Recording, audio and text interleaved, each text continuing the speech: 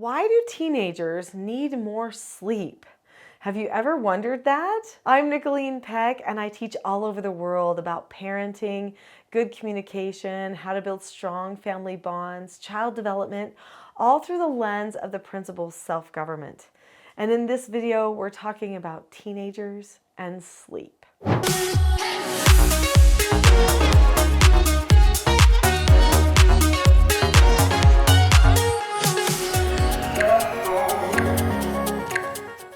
It's no secret, teenagers love their sleep. I don't even know if I have met a teenager that doesn't always want a little bit of extra sleep. Of course, not if they have to sacrifice something that's too fun, but they definitely love their sleep. Why is that? In this video, we're going to be talking about why teens need more sleep, and we're going to be talking about what you can do to create a culture where they get enough rest and they get what their body needs. Have you noticed that your teens like to stay up late, but then they also want to sleep in late? I mean, who can blame them really? Like, you get the nightlife and you don't have to be the early bird. That's kind of nice. But did you know that teens actually have a different circadian rhythm? So people have done some studies and have found that teens have what they call a sleep phase delay, which means that they actually have an adjusted need for their sleep where their bodies feel like they don't need to go to bed until about 2 hours later. I think I still have that. I go to bed late all the time. Anyway, I think I've just developed that probably in my teen years and kept going, but it is something that teens usually experience. They want to stay up later. They can be really tired, but they still don't really feel like it's time to go to bed yet. Now, there are some things that they can do to help themselves get to bed. We'll get to those in a moment. But first, let's also talk about what's happening developmentally inside the body of the teens.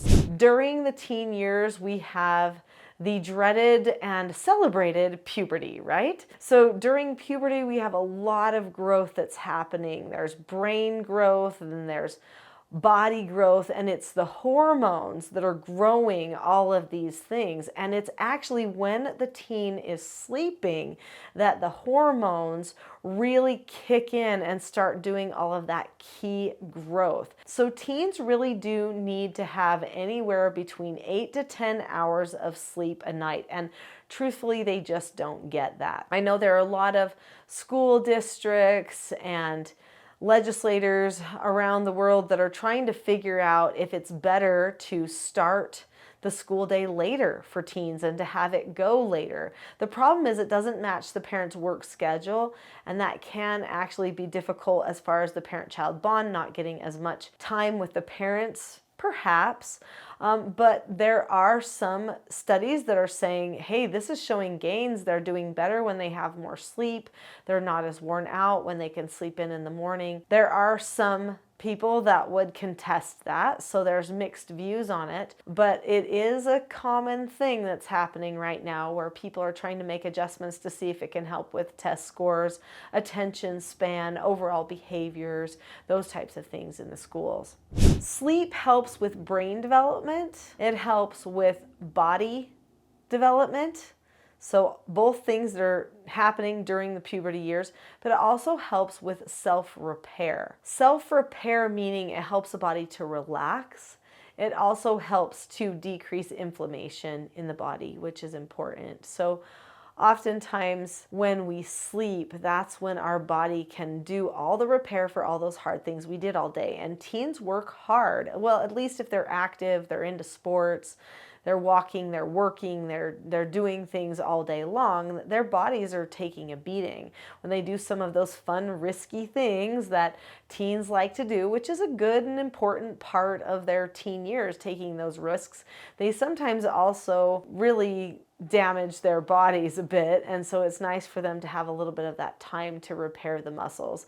I played sports a lot, and boy, do I remember loving that time where I could sleep, and sometimes I would wake up and my muscles were sore, but I knew that also meant they were probably healing from what I did to them the day before. Getting the proper amount of sleep is good for mental health, good for physical health, and also good for safety. When a person gets enough sleep, they're less likely to have stress and anxiety and depression. They're more likely to be optimistic and hopeful, which is something that, of course, we want for all of our teens, right? And of course, we have the physical health, which, we're going to get that rejuvenation that we need, but then the safety.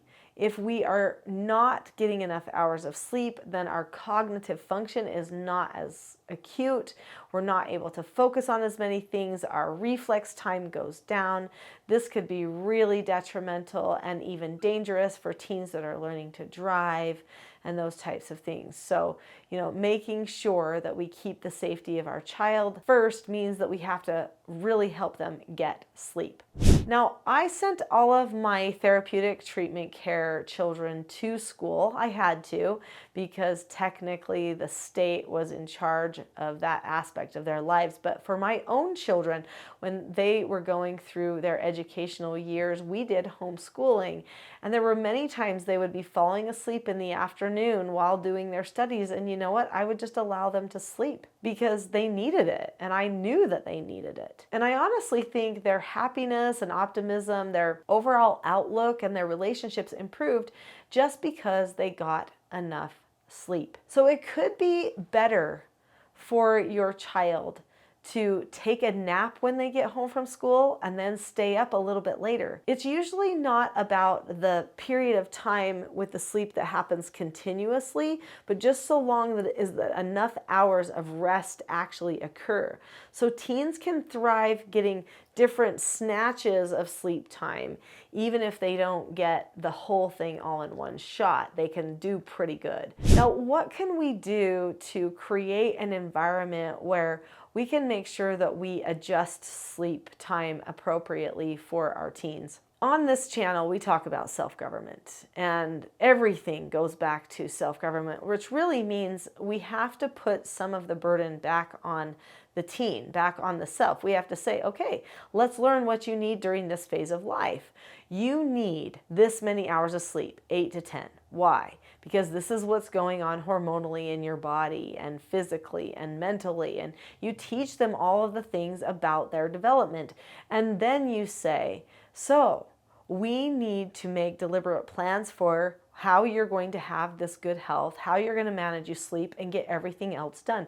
I would actually rather help my child with a school assignment and know that they got enough sleep, especially if the school assignment is something that's just some of that busy work that sometimes is handed out. Working with someone as part of a group is still a positive learning experience, so long as you're not taking over the entire project for the child. So that may be something that you adjust. You may also have to adjust some of the extracurricular activities, or maybe even some of the social time, in order to help your teen get the sleep that they need.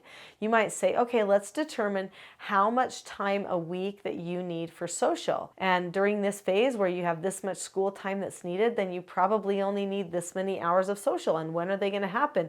Maybe on Wednesday afternoons, and then like Friday nights and Saturday nights, and that's it. And the rest of the time we're not doing it because we've got to get to bed, so you may adjust some things like that. I highly recommend having a parent counseling session with your teen about sleep. Now, if you don't know what a parent counseling session is, I'm sure I have videos about it here on this channel, and if not, there's definitely more information at teachingselfgovernment.com about that. But this is a type of a conversation where you talk about one key issue for the child. I would have a sleep discussion in a parent counseling session, and I would make plans with the teen for how they are going to get enough sleep. Decide what no answers they're going to have to give themselves and have to accept. Now, accepting no answers, that's one of those 4 basic skills of self-government. When a teen is going to get enough sleep, they usually need to give themselves a no answer about an activity or a TV program or something, and then they need to give themselves an instruction of something else that they're going to do.